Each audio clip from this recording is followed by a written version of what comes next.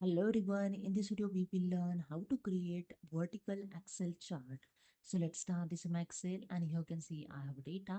So simply select the data and go to the insert tab. In charts group, click on the column or bar chart and in 2D column, select the column chart and this is a vertical chart. Okay. And if you want to create horizontal chart, same as simply select the data.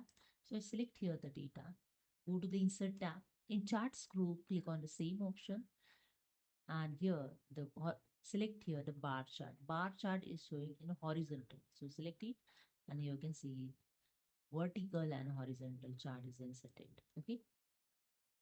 If you want to change the chart style, simply click on the first column chart and go to the chart design. In chart style, you can select here a different style to change the chart style. Okay. After that, if you want to change the horizontal chart style, so simply click on it and again go to the chart design and you can select here the different chart style. Okay. So this is a way you can create vertical Excel chart in Excel.